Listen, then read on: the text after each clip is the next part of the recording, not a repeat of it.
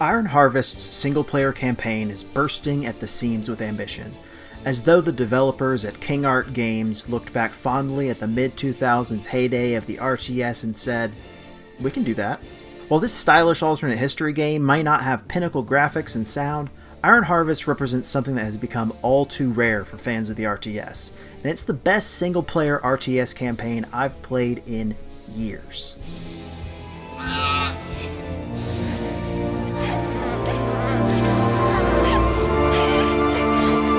Iron Harvest is filled with unabashedly, nonsensically cool stuff for nerds.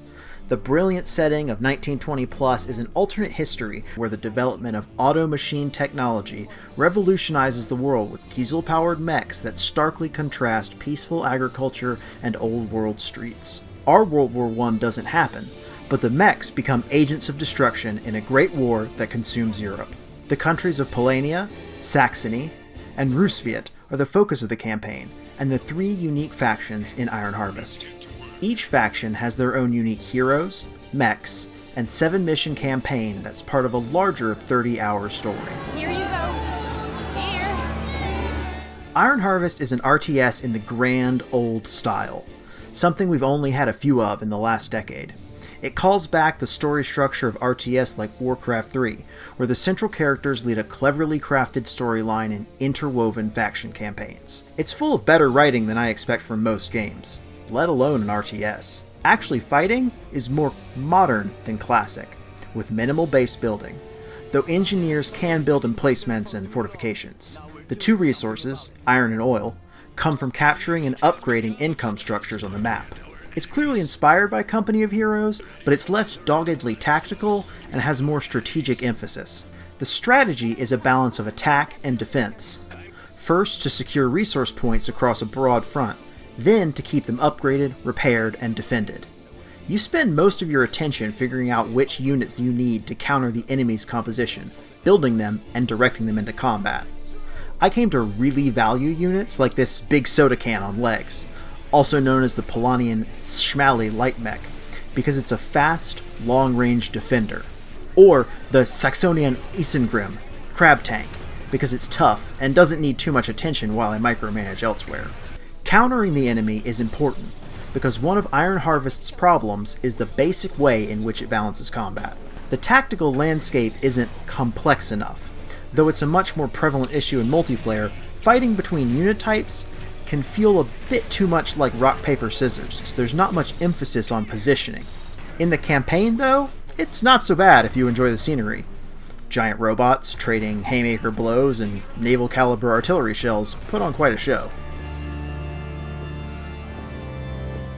The story of Iron Harvest takes simple characters through cheap thrills and clever cliffhangers to surprisingly emotional conclusions. That the characters are simple isn't a mark against them, but rather it helps the story move forward in a limited space. Take veteran Saxonian general Gunther von Duisburg, an old breed warrior who fails to see the true scope and horror of industrialized warfare until it's killing his people. His mournful, grumbling admonitions on the inhumanity of chemical weapons, killing en masse from afar, and the vanity of kings are great material for the greater story. The campaign maps are varied, ranging from urban landscapes to pastoral countryside and rugged mountains. The things you do in them aren't particularly new. Sometimes you control a handful of units and find more as you go. Sometimes you control a full base and capture points to build what you like. Sometimes, mid-mission, you switch from one style of play to another. There are even a couple bad, shoehorned-in stealth segments. But it also has some exceptionally good level design, with some missions assembling those components in ways I've never seen before and didn't expect. If I'm being honest though, I was happy to see all these cliches again after so long since the last significant RTS came out. We'll help them, and then we'll go west where they can't find us. Okay, all that aside, the joy of playing this game is best summed up by breaking things. The destructible environment is the best I've ever seen in an RTS. There is nothing, but nothing, like watching a super heavy mech stomp through every building in its path. Observe. Coming through. Who's next? Otherwise, Iron Harvest looks good enough in play, but the graphics fall down in small places when you really start to pick at them. They're not bad, they're just not as photorealistic as the art style aspires to.